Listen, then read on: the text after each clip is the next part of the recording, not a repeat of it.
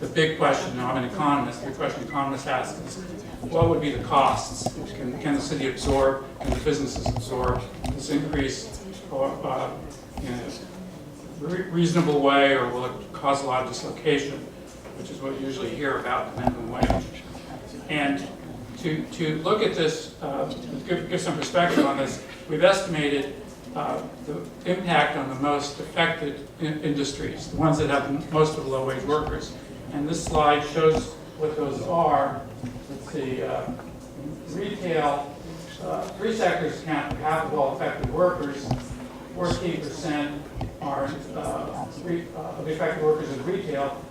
So they're overrepresented compared to their percent of the workforce.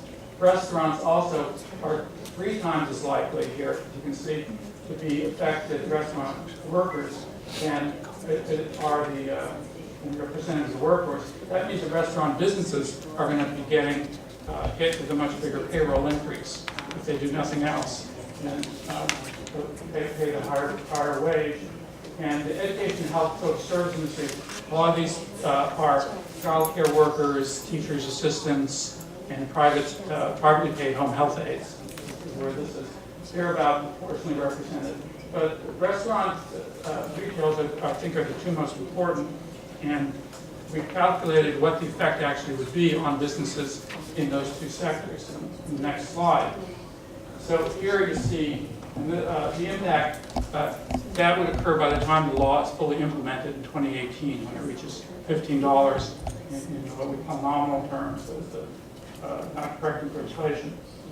And if you look first at restaurants, you see, let's start down here with restaurants. Percent change in payroll costs is going to be about 9%. That is to say, it's not going to be 36% because some workers already are paid over the new minimum wage, and of those who are not, who are paid below 15 today, some of them are paid at the current minimum wage, and some are paid somewhere in between. Right? So when you take all that into account, the actual payroll increase would be 9%. How does that affect a restaurant's bottom line? Well, you have to see what the overall operating costs are of the restaurant. Is making a profit, as restaurants always like to say, a thin profit margin. That profit margin is calculated on operating costs, not just on payroll or labor costs. So the operating costs that we calculate are going to be about 34%. Labor costs are 34% of all operating costs. So when you redo the calculation and say, well, what would be the effect on operating costs? Then it's 3%. Which seems much more manageable than, when you're talking about a 36% increase. In retail, because the retail workers are a little bit higher paid than in restaurants, and also because labor costs are a much smaller share of operating costs, right, in retail, the impact is even smaller at 0.2%. That's hardly noticeable in retail. And so what's going to happen in restaurants, which I've studied a lot, and other economists have studied quite a bit when minimum wages go up, we have seen that the businesses absorb the higher cost through a variety of mechanisms. One important one is that a higher minimum wage means that workers don't quit as often. If you hire a worker, they're more likely to stay because they're not only because they're not going to get as big a wage offer somewhere else, and also maybe because they can meet even their emergency needs more easily when they are getting paid a bit more. And we also know that employers have an easier time filling vacancies. I've put this under improved reduction in worker turnover. The fewer vacancies means that employers who are constantly hiring in the restaurant industry, the turnover is about 100% a year, that minimum wage reduces that turnover. It makes it easier to find workers. Workers will come from somewhere else, maybe from Oakland or South San Francisco or wherever, or not working, and now it's worth it for them to get a job, more worth it than before. And the third big effect that we have seen, oh, and I've left out something here, one step here, which is when workers are on the job longer and more motivated by the higher pay, their work performance goes up. So productivity improvements also are a way that businesses wind up absorbing the minimum wage increase.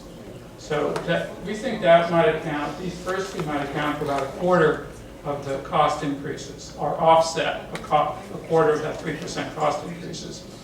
And or maybe a little less, maybe a little more.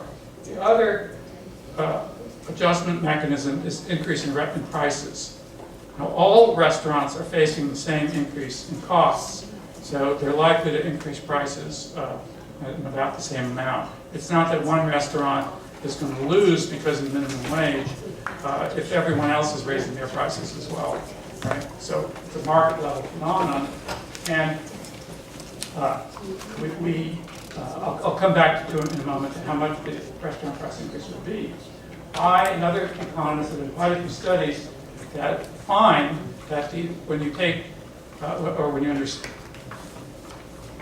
you look at the effects of minimum wages, that there is no negative effect on employment, or no detectable negative effect. And the reasons are that these absorption mechanisms work pretty well. Okay. Next. So here's an example for what we think would happen to prices in the two sectors, retail and restaurants. In retail, prices will go up.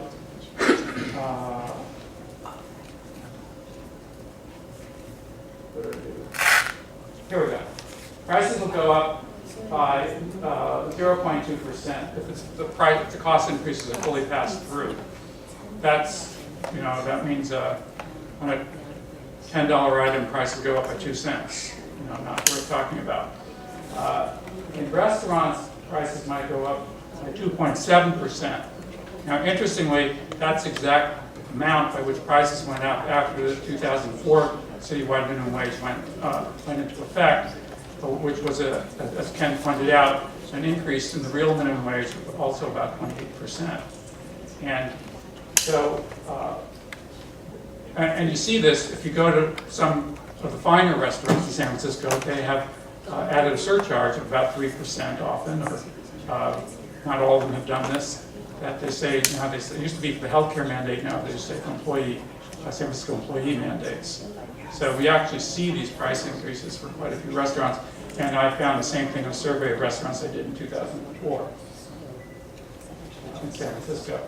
We've tracked what happened to restaurant employment since the 2004 minimum wage went into effect, and compared it to what happened in the surrounding Bay Area counties. And if we looked at, we had another chart here of all employment in San Francisco versus the surrounding counties, you would see that employment overall has grown at about the same rate in San Francisco as it has in Santa Clara or Marin or Alameda and so on. So the trends you see here are not caused by the fact that San Francisco has grown faster or slower than in the surrounding counties. So we have kind of a treatment group or the control group. San Francisco has this treatment, this health term that we in economics use now for these kinds of policy evaluations. The treatment was a higher minimum wage. The control group are the surrounding counties, which are growing at the same rate overall. And what you see here is that the restaurant employment grew in San Francisco a little bit faster, not only since the minimum wage went into effect here, but also since these other mandates, like the healthcare mandate, went into effect. I'm not saying this is a big difference here, but it certainly is fair to infer from this, conclude from this, that there's no negative effect on employment, right? That we've seen the minimum wage is being absorbed quite well in this sense of the term. Nonetheless, the research that I have done, and even this chart that we just showed, is within the range of past minimum wage increases. The highest being in San Francisco at 1074 in the whole United States. The state with the highest minimum wage right now is the state of Washington, $9.32. California's just went up to $9. a group of states are about to go up to 10-10 and so on. So our research is from the period from up to 2012.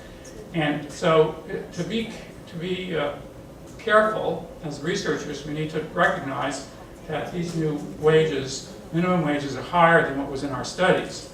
And so we have to come up with other ways of saying, well, are these new minimum wages within a range of previous experience or not?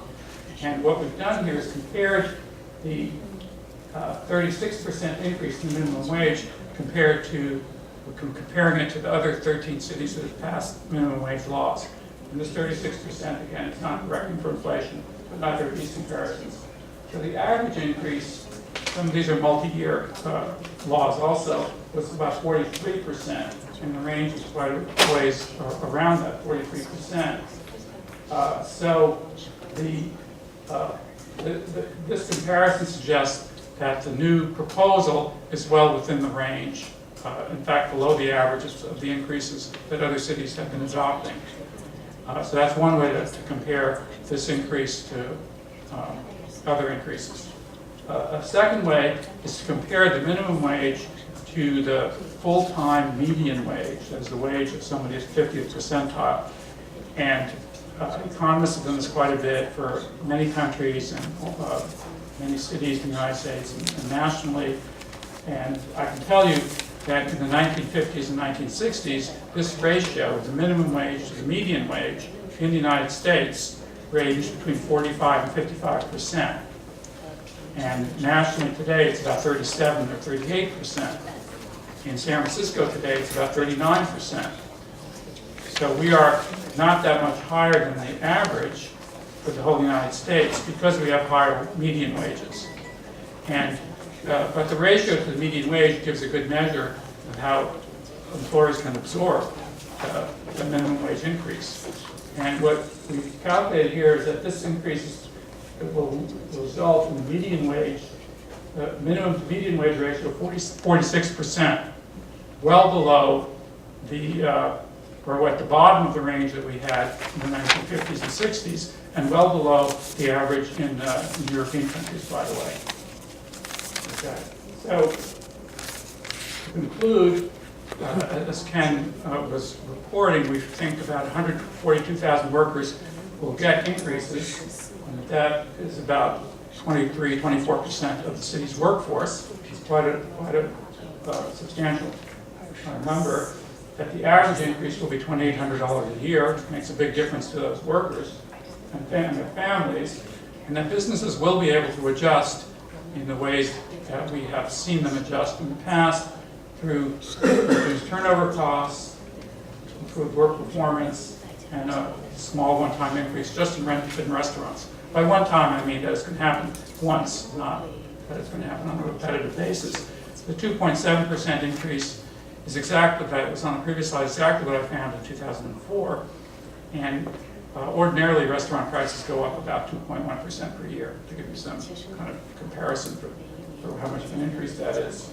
So the city's proposal, or rather the proposal that the city will vote on, is well within the range of historical performance, and the research, I think, is applicable that the city will be able, the city's economy will be able to absorb this minimum wage increase without a significant negative effect on employment. So the particularly restaurant and other low-paid workers will benefit quite a bit. A few people will have to, not a few people, but more affluent people who work, who eat in restaurants will have to pay a tiny bit more. The city's economy will otherwise not be negatively affected.